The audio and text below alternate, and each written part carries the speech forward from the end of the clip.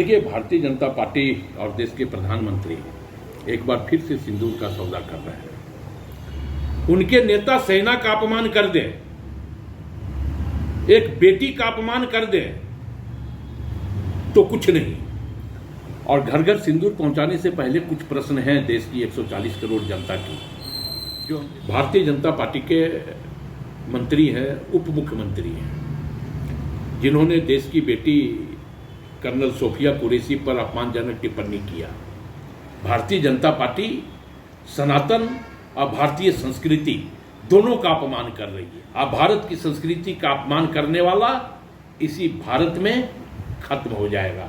देखिए, भारतीय जनता पार्टी और देश के प्रधानमंत्री एक बार फिर से सिंदूर का सौदा कर रहे हैं, और घर घर सिंदूर पहुंचाने से पहले कुछ प्रश्न हैं देश की 140 करोड़ जनता की, जो हम देश के प्रधानमंत्री से और भारतीय जनता पार्टी के राष्ट्रीय अध्यक्ष जेपी नड्डा जी से पूछना चाहते हैं। और हम ये सवाल पूछना चाहते हैं पूर्व मंत्री आदरणीय स्मृति ईरानी जी से भी और वर्तमान वित्त मंत्री सीतारमण जी से भी, कि क्या देश के प्रधानमंत्री के द्वारा या भारतीय जनता पार्टी के राष्ट्रीय अध्यक्ष के द्वारा पहुंचाया गया सिंदूर आप उपयोग में लाओगी?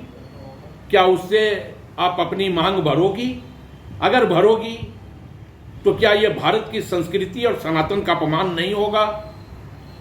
क्या भारत की संस्कृति इस बात की इजाजत देता है? भारत की संस्कृति यह कहती है कि बेटी की जब शादी होती है तो सिंदूर उसके पीहर से दिया जाता है, और उसी सिंदूर से उसका पति उसकी मांग को सजाता है। तो क्या है इसका मतलब? और उन 26 बहनों का क्या, जो प्रधानमंत्री के नाकामियों के कारण जिनका सिंदूर उजड़ा? क्या उनकी भावनाओं पर कुठाराघात नहीं है सिंदूर अभियान कार्यक्रम? जब वो सिंदूर उनके पड़ोस के घर में पहुंचेगा तो वो 26 बहनों की स्थिति क्या होगी? क्या उनकी भावना होगी? क्या उनके भावनाओं पर कुठाराघात नहीं? क्या वो अपने आप को रोक सकेंगी जब वो सिंदूर की डिबिया देखेंगी?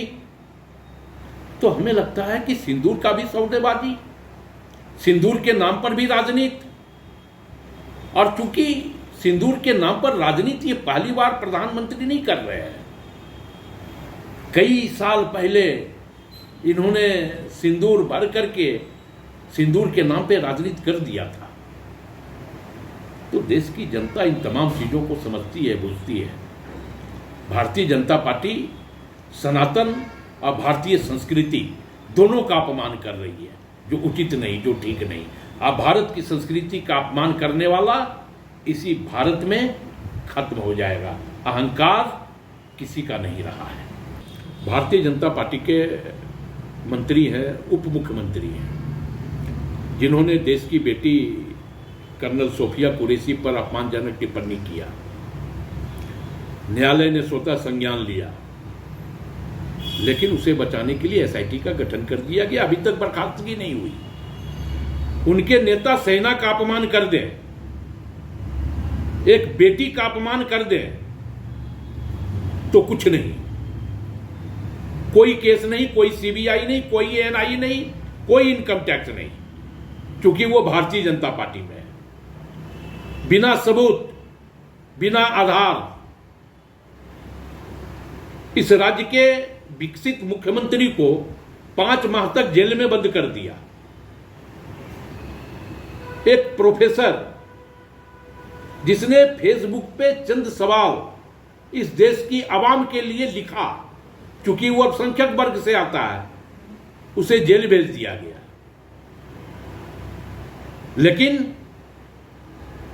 धनकर, मनोहर धनकर, जिसने हाईवे का उद्घाटन कर दिया, वो बाहर घूम रहा है, क्योंकि वो भारतीय जनता पार्टी में है। हमें यह लगता है कि अल्पसंख्यक को किस प्रकार बदनाम किया जा रहा है। और बाबूलाल जी, जो इस राज्य के प्रदेश अध्यक्ष हैं, उनका पत्र मिलते ही एनआईए ने कार्रवाई शुरू कर दी, सीबीआई को अनुशंसा कर दी। मतलब बाबूलाल जी की क्या एनआईए के वो चीफ हैं कि उनका पत्र मिला और एनआईए सीबीआई हरकत में आ गई? भारतीय जनता पार्टी के प्रदेश अध्यक्ष हैं वो, उससे भी बड़ा पद है उनका, इसलिए एनआईए सीबीआई सब हरकत में आ गई। अगर वो अल्पसंख्यक नहीं रहते, वोटों का ध्रुवीकरण उनके नाम पर, हफीजुल जी के नाम पर नहीं होता, तो ना तो सीबीआई की इंट्री होती और ना ही उसमें एनआईए की इंट्री होती। लाइव लगातार के वीडियो को लाइक करें, सब्सक्राइब करें और बेल आइकन को दबाना न भूलें।